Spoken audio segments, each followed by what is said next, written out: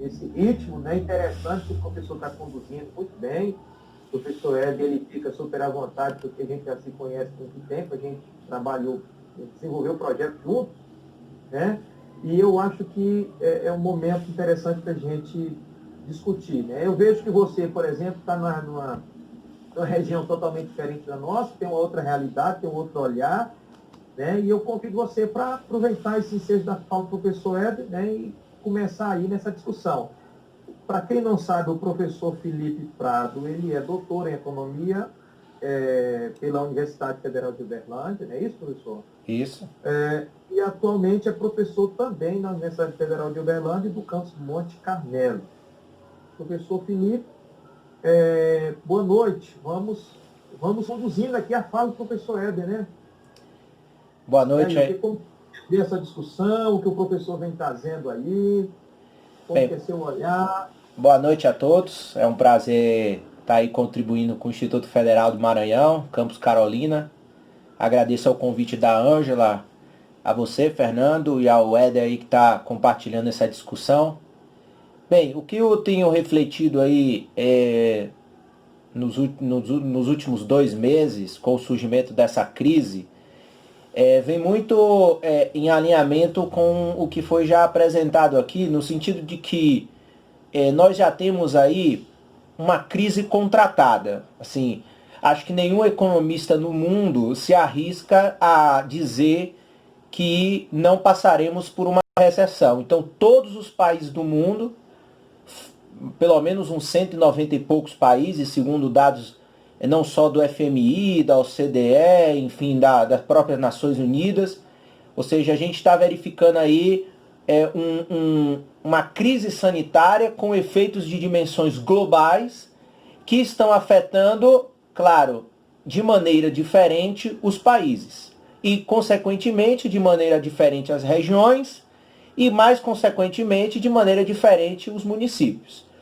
Então, mesmo que eu esteja aqui agora no momento em Minas Gerais, mas eu sou baiano, então eu conheço a realidade do Nordeste, já fiz muitas pesquisas no sertão baiano, enfim, conheço um pouco a realidade. E o que é que eu tenho pensado sobre isso?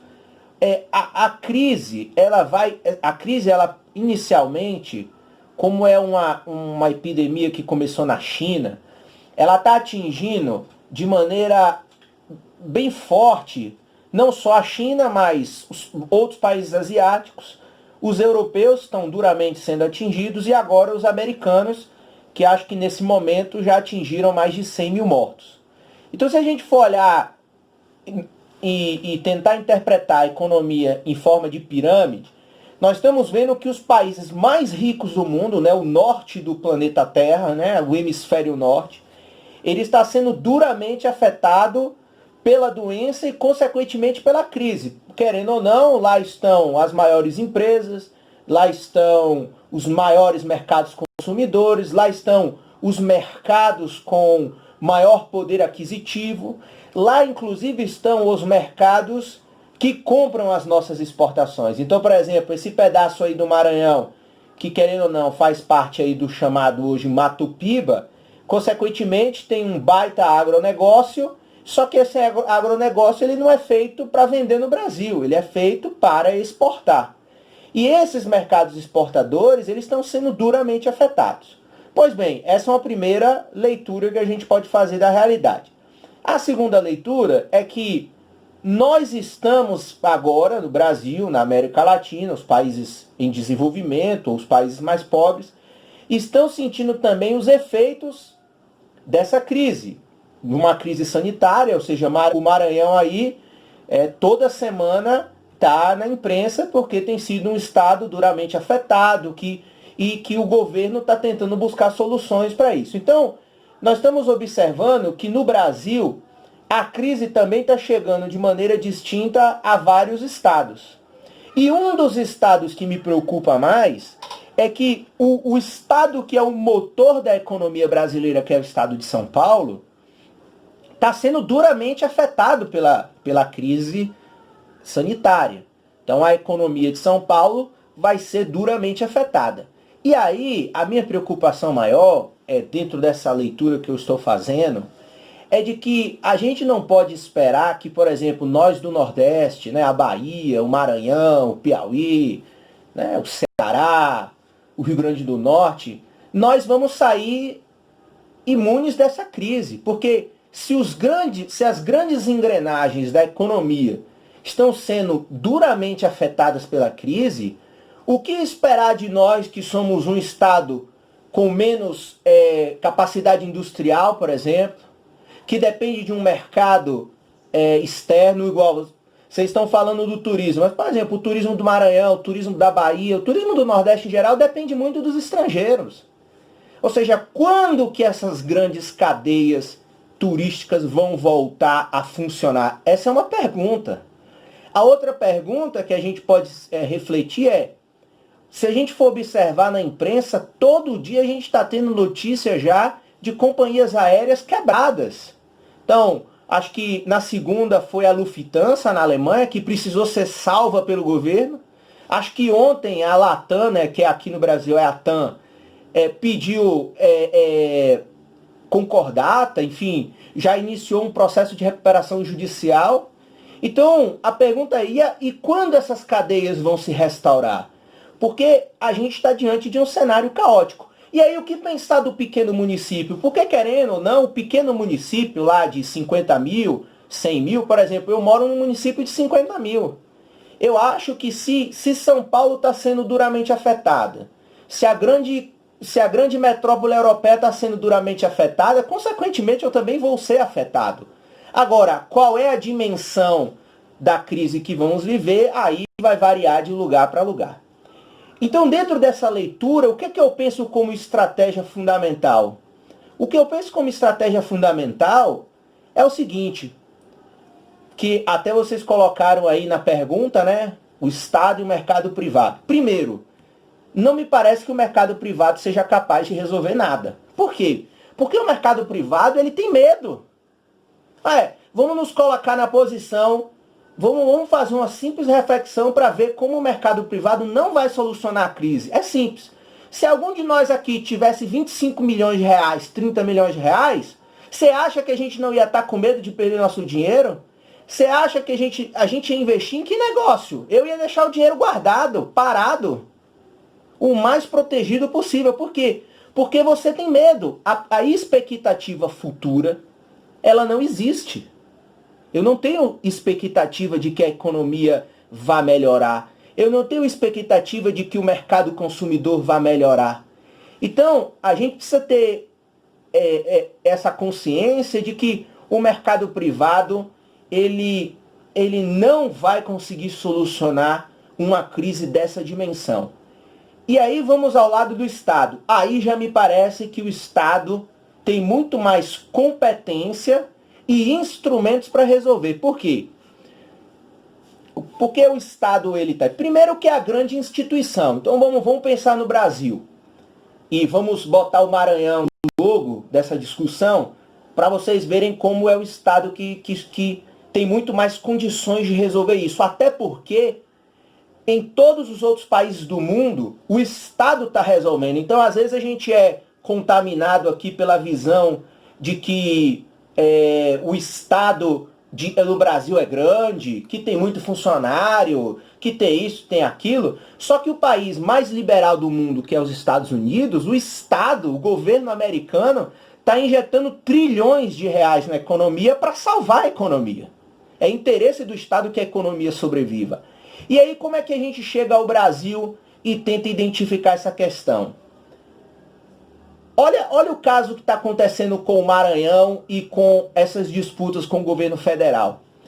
O Maranhão, ou melhor, os estados brasileiros são os que cuidam sobretudo da saúde e os municípios. Ou seja, quem tem o posto de saúde, quem contrata o médico, quem vai dar o primeiro atendimento ao indivíduo é o município. Quem tem os grandes hospitais de complexidade são os estados.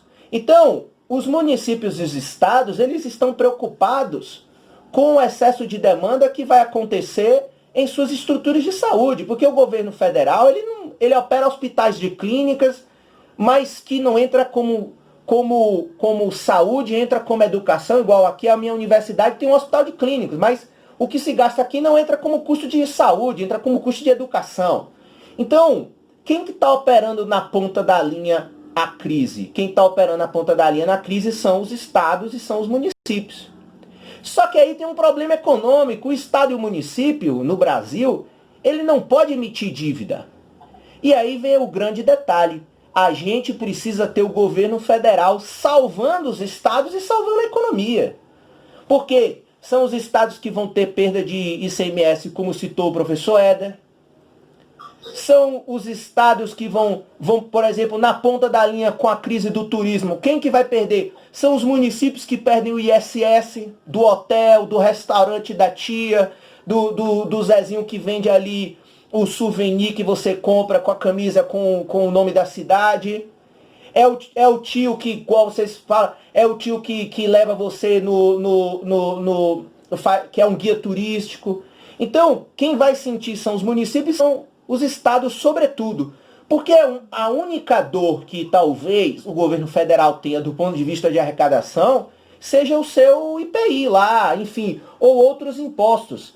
Mas observe, a vantagem é que o governo federal, ele tem o poder de fazer dívida, ele tem o poder de emitir dívida e ele tem o poder de ir no mercado fazer dívida. E aí é engraçado como a gente vê as discussões em relação, por exemplo, essa guerra que está entre o governador, por exemplo, do Maranhão e o presidente da República. E esse problema federativo, eu que acompanho, eu estudo também a União Europeia. Quando eu fiz o doutorado, eu tive na União Europeia, então eu estudo outros países. Você não vê esse tipo de conflito em nenhum outro país do mundo. E nenhum outro país da Europa, por exemplo. Por quê? Porque lá, mesmo que você seja liberal na economia, queira privatizar, todos os governos estão sendo os donos da estratégia para solucionar o problema. Se o Estado não solucionar, não tem quem solucione. Nenhum agente econômico será capaz de solucionar essa baita crise. É igual o prefeito da cidade de Carolina, ele vai ter as limitações dele. Vai chegar uma hora que o dinheiro dele vai acabar, ele não tem onde que recorrer. O serviço público para, ele não paga o funcionário, e aí a economia entra em mais crise ainda, que eu acho que essa é a minha maior preocupação para concluir. Aqui a gente interage um pouco mais. É o seguinte, se o governo no Brasil não tomar frente para resolver de maneira organizada, governo federal, governo estadual e municípios, nós vamos ter uma crise muito maior, porque nós vamos esbarrar numa crise de governança monstruosa, do qual ninguém sabe, é igual aquele cachorro com muito dono ninguém alimenta. E aí, moral da história, a gente vai ter uma crise pior, porque a ausência de instrumentos adequados, utilizados da forma adequada, na hora adequada, vão produzir resultados muito piores. Para mim, essa é a maior, é a leitura que eu tenho feito. E assim, os únicos comentários, eu queria fazer aqui um comentário em relação à questão dos setores. Eu até divulguei ontem, na segunda-feira, um vídeo no meu canal do YouTube também, que, por exemplo, um estudo com 3.000 empresas, das grandes maiores, já estão mostrando que, por exemplo, praticamente só 2 setores na economia não estão tendo perda de demanda, que é a indústria da farmácia, igual o professor Fernando falou, igual o setor de drogarias, enfim, medicamento, esse setor tá voando, né, nesse momento, e o setor de alta tecnologia, ou seja, vários caras aí que tem aplicativo, sistema, eles estão ficando bilionários. Esse cara do Zoom mesmo tá aparecendo aí como um grande cara que da noite pro dia tinha um aplicativo mais ou menos, enfim, conhecido e explodiu. E aí esse relatório mostra que todos os outros setores da economia estão sofrendo impacto. Banco, companhia aérea, setor de varejo. Porque, querendo ou não, as pessoas vão ficar com medo. É igual, nós aqui, querendo ou não, somos servidores públicos. Eu não tive meu salário afetado, mas eu não estou comprando, eu não vou comprar um carro novo, eu não vou fazer um móvel para minha casa, eu estou com medo. Eu não sei o que pode acontecer daqui 6 meses. Então, as pessoas não vão fazer isso. Agora, imagine um empresário que já está com queda de receita. Ele vai travar todos os projetos de investimento. E isso está acontecendo com todos os setores. Isso para a gente também não entrar numa questão fundamental, que é discutir aí o que já está quebrando, falindo, que aí é uma outra discussão monstruosa, igual em Salvador você já tem complexos hoteleiros que já fecharam as portas, faliram completamente, enfim, fecharam as suas atividades, porque ninguém com 1.000 quartos vai conseguir aguentar 2, 3 meses sem demanda zero. Então, assim, são discussões que a gente vai ter aí ao longo dos próximos meses, porque a crise assim, não vai passar da noite para o dia, e assim, muitos já estão prevendo a maior crise da história do capitalismo, né? Exatamente. Exatamente. É isso aí. Bom, eu quero agradecer